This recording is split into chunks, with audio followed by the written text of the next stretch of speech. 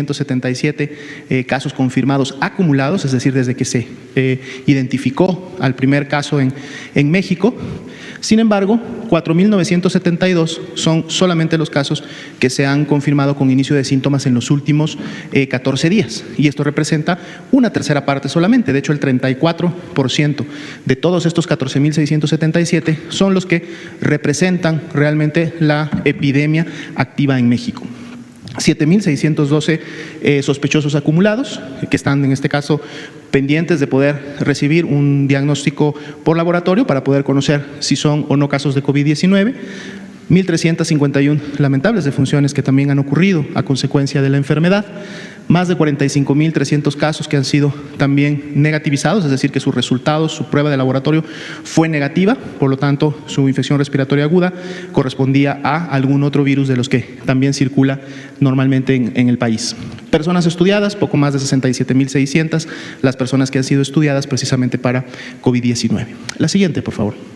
Aquí tenemos nuestro mapa que distribuye por entidad federativa la carga acumulada, es decir, los 14.677 casos, y podemos ver, bueno, en color rojo prácticamente, que es el que ya incorpora los casos que están arriba de los 500 para cada una de las entidades federativas, recordando que esto es carga de enfermedad, prácticamente en toda la región norte colindante con los Estados Unidos, incluido lógicamente Baja California, que es una de las entidades federativas que no solamente concentra una de las mayores cargas de enfermedad, sino también por tasa de incidencia acumulada, ahorita la vamos a ver, tiene estas características, y un poco todos los estados que están también colindantes con el Golfo de México, incluyendo los de la península. Lógicamente, los estados del centro, específicamente Ciudad de México y Estado de México, son los que han presentado la mayor carga. Y esto lo vemos precisamente en la siguiente diapositiva, en donde están ordenados por carga de enfermedad y en orden descendente, para que ustedes los puedan identificar con la numeralia total por cada una de las entidades.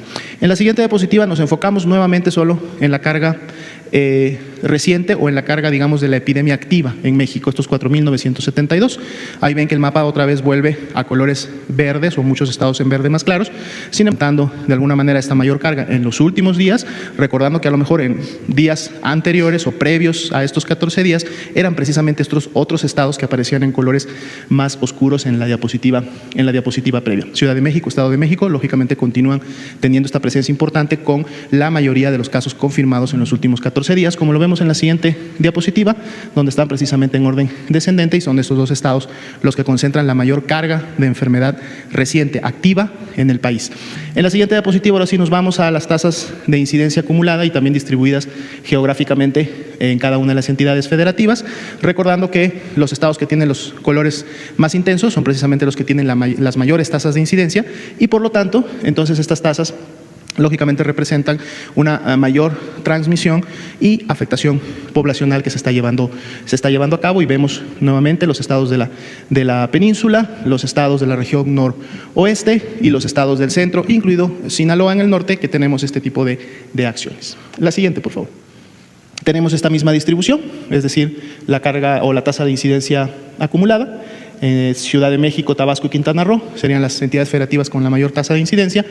Jalisco, Colima, San Luis Potosí con las menores tasas. 3.89 es la tasa nacional, pero está distribuida, como ustedes pueden ver, dependiendo también de cada una de las entidades federativas, y esto es también de la epidemia activa, es decir, de la carga más reciente. La siguiente, por favor. Tenemos la distribución de las defunciones que han sucedido, 1.351, a las que también hemos agregado para la gráfica que está distribuida por fecha de defunción, es decir, el día en que ocurrió la lamentable defunción, las 86 defunciones que todavía se mantienen como sospechosas, están esperando un resultado.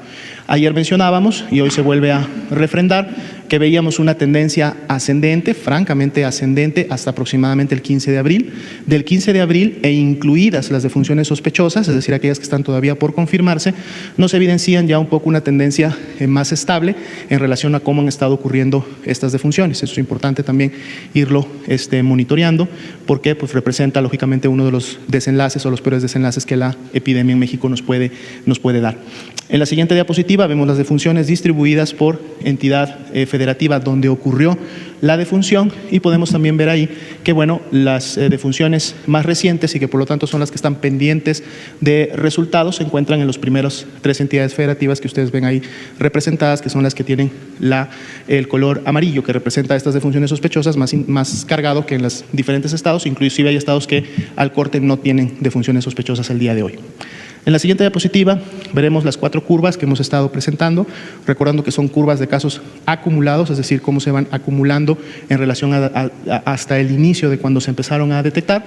La primera y la más alta es la que representa a todos los casos que fueron en algún momento clasificados como casos sospechosos. La segunda es precisamente la carga de hospitalización, todos los casos acumulados hospitalizados.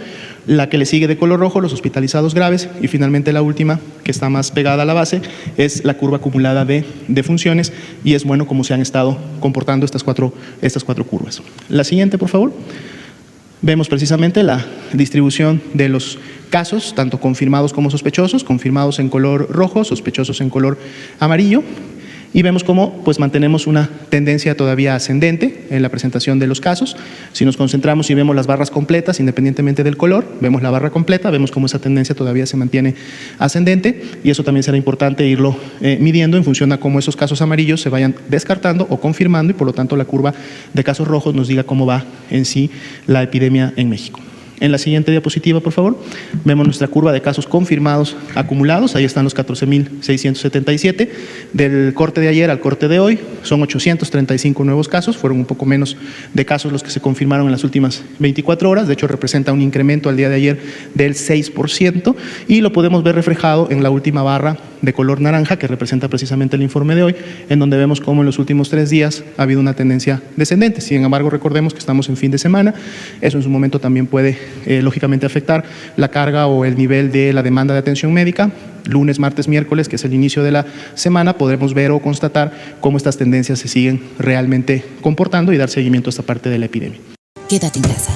Gobierno de México. Ánimo, ya falta menos. Y estamos iniciando esta semana.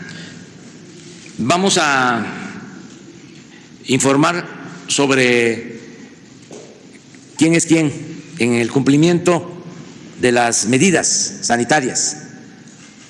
Acuérdense que se acordó, llegamos a ese acuerdo de que el lunes se iba a informar, como lo vamos a hacer, sobre qué empresas están cumpliendo, cuáles no lo están haciendo.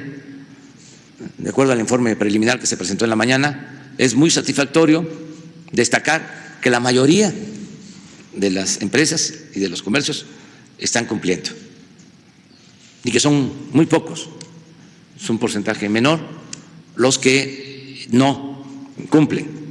Pero espero que en estos días se pongan al corriente y que obedezcan las medidas que son por el bien de nuestro pueblo, por el bien de la nación y hasta por el bien de ellos mismos. Porque si evitamos mayores contagios, vamos a resolver con menos tiempo la pandemia y vamos bien. Entonces, si no nos relajamos en disciplina, es decir, si cumplimos con las medidas, vamos a tener buenos resultados, y esto nos va a beneficiar a todos. Si nuestro país queda mal visto en el extranjero, porque toco madera, se nos agravara la situación sanitaria, entonces eso nos afecta. Nada más piense, por ejemplo, en el turismo. Si sale de control la epidemia en México, en las zonas turísticas, cuando regresemos a la normalidad en el mundo, se va a pedir información de dónde o a dónde ir. Entonces, es un esfuerzo, pero no es en vano. Y lo más importante, desde luego, es que no se pierdan vidas humanas, no solo lo material, pero también hasta en términos económicos. Nos conviene que se respeten las medidas porque se están obteniendo buenos resultados y si seguimos así, vamos a levantar la cuarentena y vamos a reactivar la economía y el daño económico va a ser menor. Y con lo que estamos haciendo de garantizar el bienestar de la gente, pues se va a lograr el renacimiento de nuestro país pronto. Va a ser una crisis transitoria, porque además ya nosotros no seguimos los parámetros, recomendaciones, recetas del neoliberalismo y por eso llevamos ventaja. Imagínense si no vamos a llevar ventaja, que cuando había una crisis de esta, lo primero que se hacía era pedir dinero, pedir prestado, solicitar créditos para rescatar a los de arriba. Y se le daba la espalda a los de abajo, al pueblo. Ahora no, ahora es distinto y no se deja en el abandono tampoco a los de arriba, solo que se atiende a todos, se escucha a todos, se apoya a todos, pero se le da preferencia a la gente humilde, a los más pobres, porque todos somos iguales, o debemos de tener un trato igualitario. Y además, como siempre lo he dicho, la justicia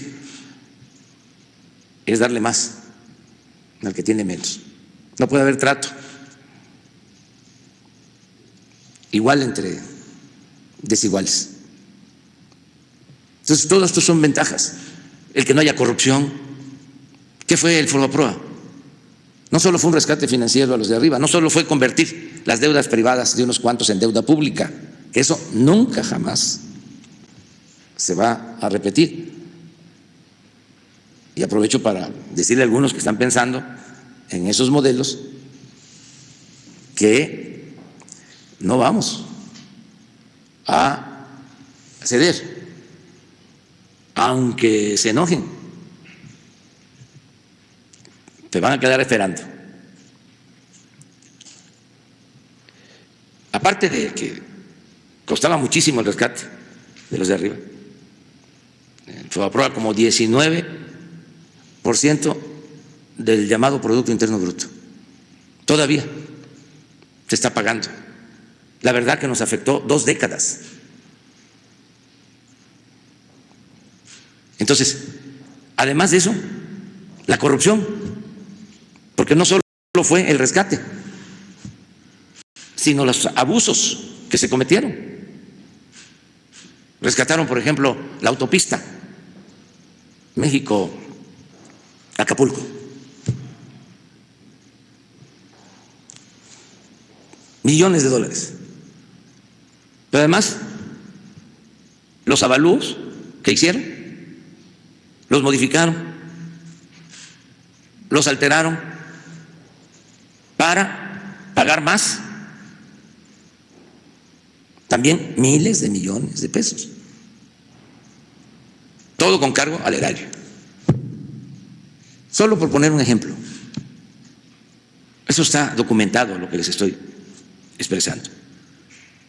Entonces, no. Ahora que el Banco de México ha decidido destinar unos fondos para apoyar a la pequeña, a la mediana empresa, hay que tener también mucho cuidado que en efecto sea la pequeña y la mediana empresa. No vaya a ser para rescatar empresas que desde antes del coronavirus ya tenían problemas financieros. Mucho cuidado, porque el Banco de México es autónomo y debemos de respetar sus decisiones, pero sus reservas no son del Banco de México, ni siquiera son del gobierno, son de la nación. Y así, todos los créditos hay que cuidarlos, porque si no se cargan a la hacienda pública. Ahora sí que se tienen que pagar con presupuesto público, que es dinero del pueblo. Y habría que debatir primero sobre a quién rescatar en el caso de que se usara dinero del presupuesto o se contrataran créditos. ¿A quién rescatar? ¿A las grandes corporaciones? ¿Los grandes bancos? ¿O rescatar al pueblo? Es interesante el debate sobre esto. Ahí leí un documento de un grupo de personalidades que está planteando el que se regrese a las fórmulas anteriores. Extrañan, añoran, tienen nostalgia por el neoliberalismo. Los entendemos y los respetamos, pero en México hubo un cambio. Ya no es más de lo mismo lo que se aplica. Entonces, aclarar eso y se van a dar a conocer los resultados de la supervisión que se hizo sobre empresas, comercios, con mucha objetividad, con mucho rigor. Más que la sanción económica es el exhorto, el llamamiento a que se corrijan las malas prácticas por el bien de todos.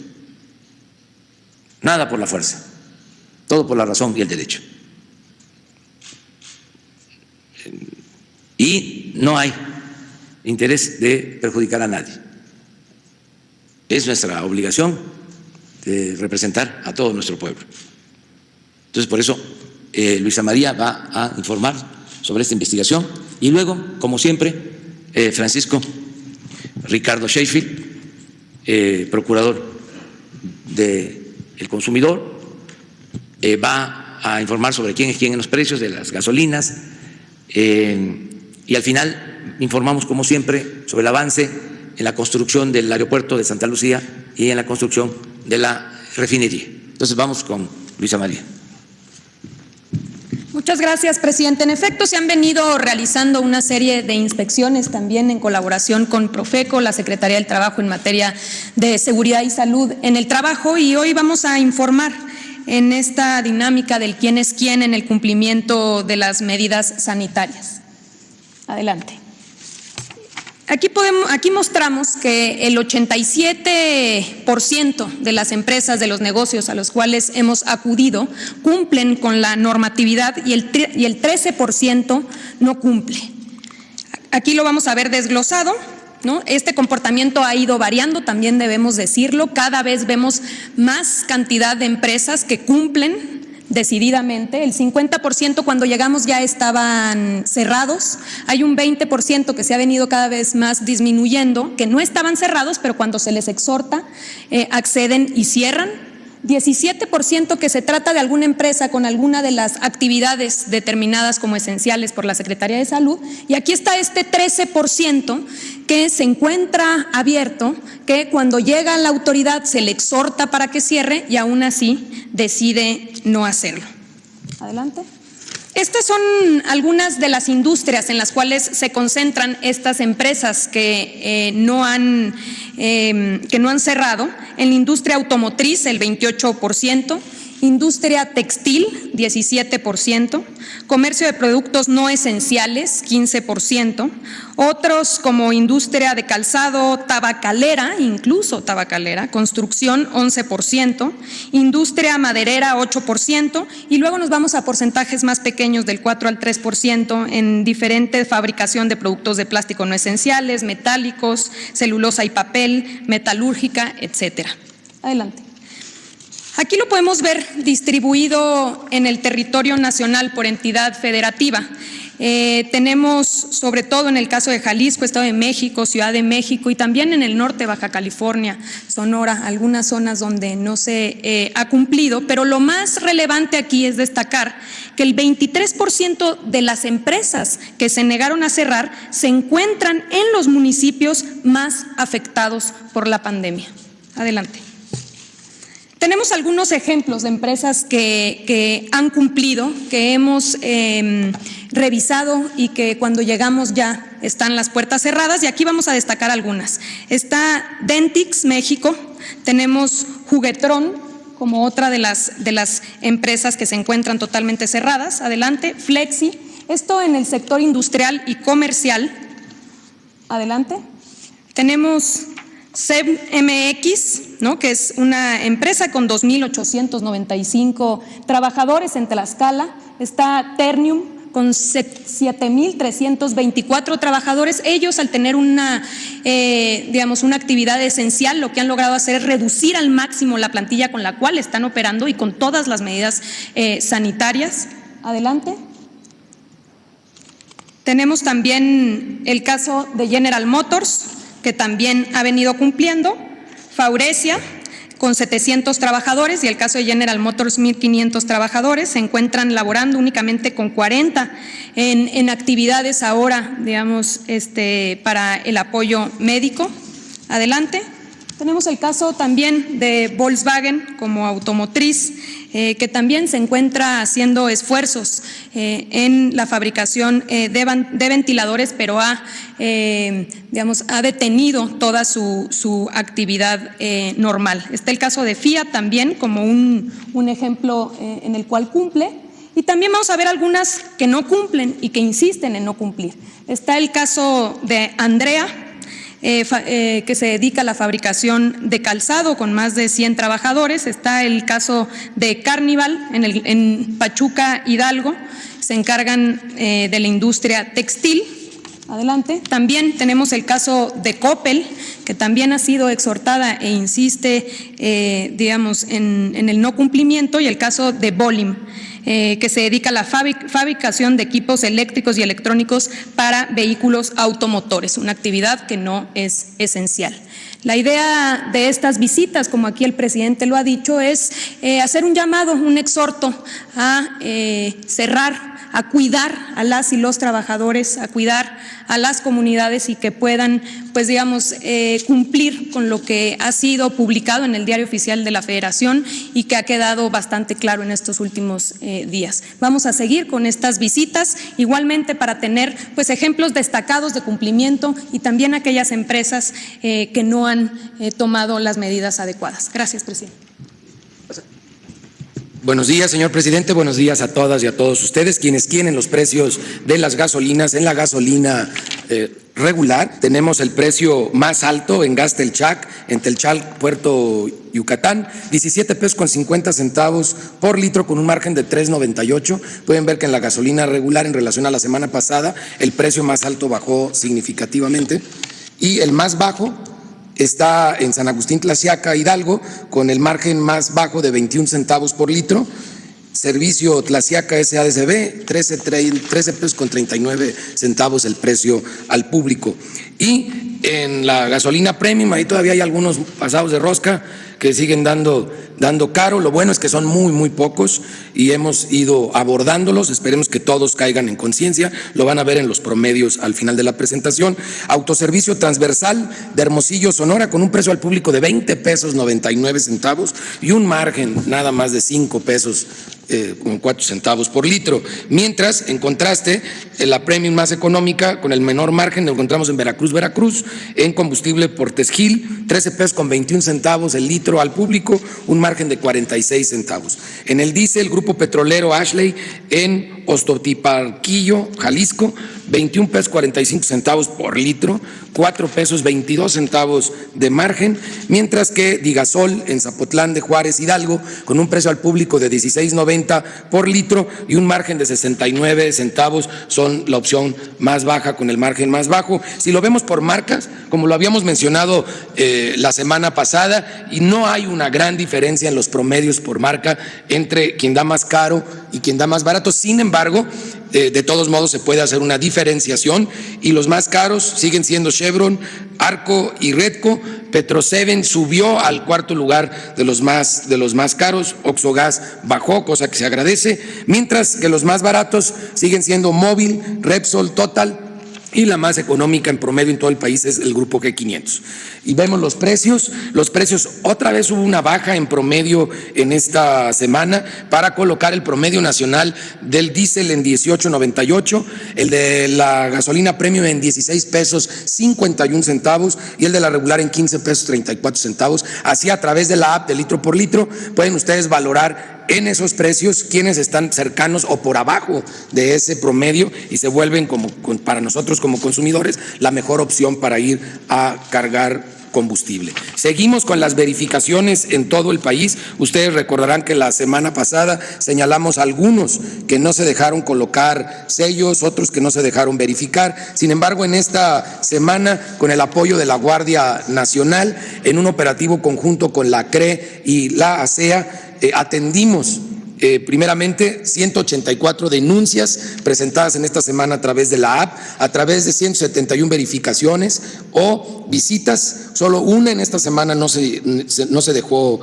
verificar y movilizamos 28 bombas. La que en esta semana no se dejó verificar fue Gasoltlax 3 en Tlaxcala, para que lo tomen en cuenta los consumidores de Tlaxcala, en Avenida Ocotlán número 1, y eso ya viene señalado en la app. Y como verificativos especiales que mencionaba hace un momento, estuvimos ASEA, CRE, la Guardia Nacional, que agradecemos enormemente su apoyo, y la Profeco, y estuvimos en Tulancingo de Bravo, Hidalgo, colocamos allí los sellos para inmovilizar 2 bombas. Estuvimos en León, Guanajuato, se pusieron bravos mis paisanos, es en servicio Las Ilamas, en León, Guanajuato, pero ahí tuvimos que pedirle en ese momento que nos acompañaran representantes de la Fiscalía General de la República. Entonces, ese operativo ya con presencia de la Fiscalía, finalmente pudimos colocar los sellos. Igual hicimos en operativos en Nayarit, San Luis Potosí, Jalisco, Michoacán, Oaxaca, el Estado de México, Puebla, Veracruz y Yucatán. Con Guardia Nacional también en Nayarit y Zacatecas, donde inmovilizamos instrumentos en Cuauhtémoc, Zacatecas, una semana muy intensa de trabajo. En Tlaxcala, no esta que mencioné, esta la vamos a abordar con la Guardia Nacional en esta semana, pero en Tlaxcala, Óscar Cervantes López es el dueño de la gasolinera, donde inmovilizamos 2 instrumentos que no había permitido él que se colocaran los sellos. Vamos a ver los precios en la app, que no toman en cuenta el margen. Como ustedes recordarán, la más barata de la gasolina regular, 12 pesos con 76 centavos en Cintalapa, Chiapas, y es de la franquicia Repsol. Y en Centro Tabasco, 12 pesos 93 centavos de Costco. Las más caras, Shell en Puerto Vallarta, Jalisco, 17 pesos con 49 centavos. Y en Hermosillo, Sonora, Real Fuel, 17 pesos 29 centavos. Para la premium, la más barata, 13 pesos 19 centavos, franquicia Pemex en Canacín, Yucatán. Y 13 pesos con 23 centavos, franquicia de Repsol, la anterior franquicia Pemex en Cintalapa de Chiapas. Más cara, 21.99 Smart Gas en Los Mochis, Sinaloa, y 20.69 BP en Querétaro. Para el diésel, el más económico, franquicia Pemex, 16 pesos con 30 centavos en Veracruz, y franquicia Pemex con 16 pesos 45 centavos en Amozoc, Puebla. Mientras las más caras, Móvil, Monclova, Coahuila, 20 pesos 94 centavos precio al público, y 20.89 también Móvil, pero en Chiautla, Puebla. Como ven, Móvil está muy bien en regular, está muy bien en la premium, pero no así en el diésel en donde lo expenden, y seguimos monitoreando más aún en esta contingencia sanitaria los servicios precisamente sanitarios de todas las estaciones de servicio, donde además tanto en gaseras como en gasolineras estamos constatando que usan guantes, que usan cubrebocas, que le están dando protección a sus trabajadores y a sus clientes. Y agradezco mucho la colaboración que hicimos en equipo con la Secretaría del Trabajo en esta semana muy intensa. Muchas gracias. Bueno, antes de pasar a